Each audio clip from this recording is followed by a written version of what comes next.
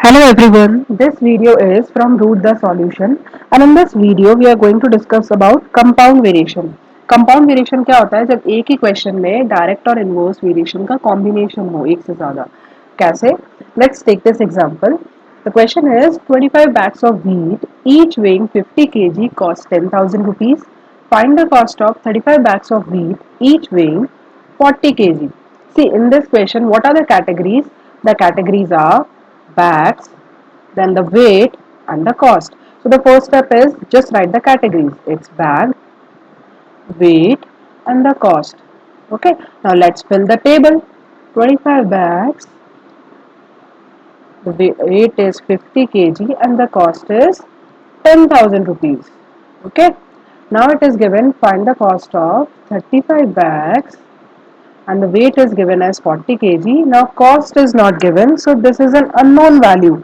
Let's write it as x. Okay. Now the next step is see जहाँ पे unknown value होती है वहाँ पे हम एक arrow बनाते हैं.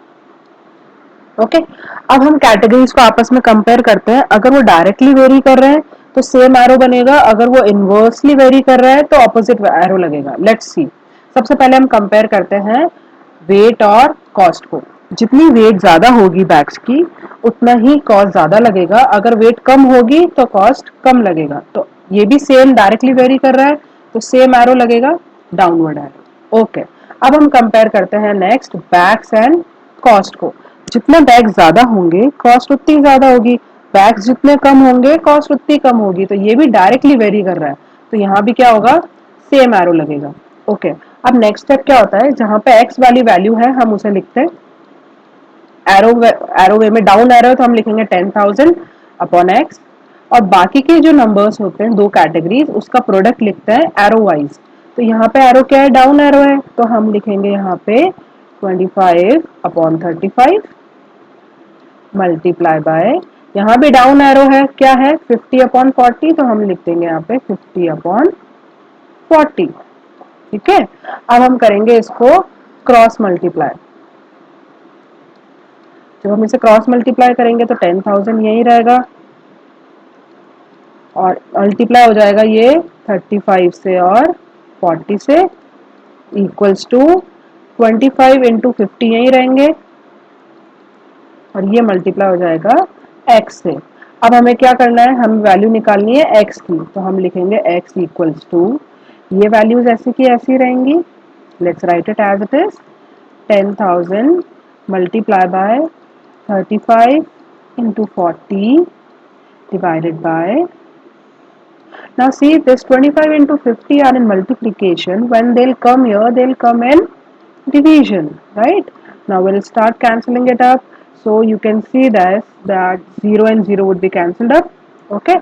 अब हम cancel करते हैं 25 और 10,000 को. 25 ones are 25 fours are 100 and then these two zeros. अब cancel करते हैं 5 और 35 को. 5 ones are 5, 5 sevens are 35. Now the value is 400 into 7 is 2800. And what is this? This is cost. So unit would be rupees.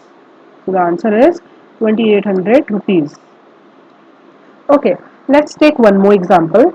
The next question is, if 18 carpenters can make 900 boxes in 10 days, how many carpenters will be required to make 660 boxes in 12 days?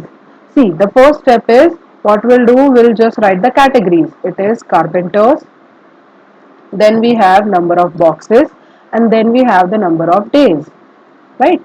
So the carpenters are 18, the number of boxes we have 900, and then we have 10 days.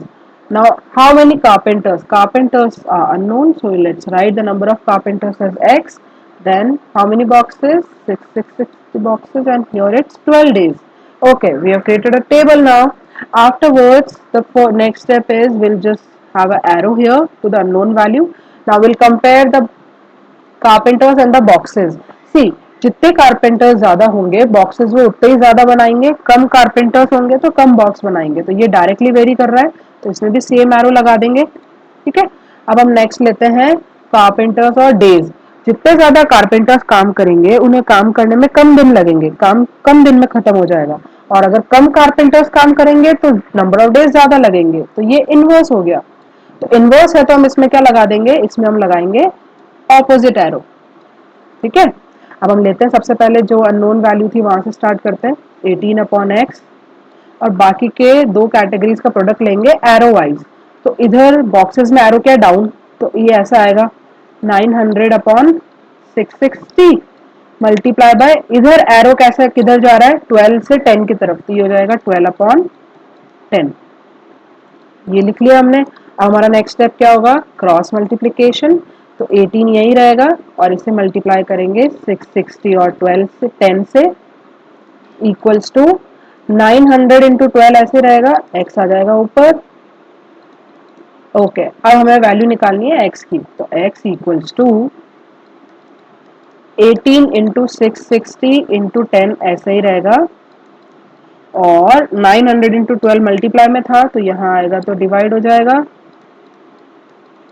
Okay, अब हम cancel करते हैं, ये zero और ये zero cancel, ये zero and ये zero cancel, 9 1s are 9 2s are. अब हम 66 और 12 को कैंसिल करते हैं 6 की टेबल से, तो ये हो जाएगा 6 2s are, this would be 6 11s are, then you can cancel this 2 and 2, so what is left 11, and what is 11, number of carpenters, so answer would be 11 carpenters.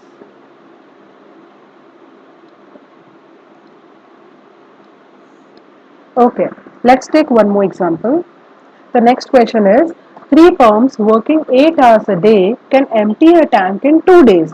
How many hours a day must four pumps work to empty the tank in 1 day? There are again three categories. The first one is pumps, the next is the number of hours, and the next is the number of days.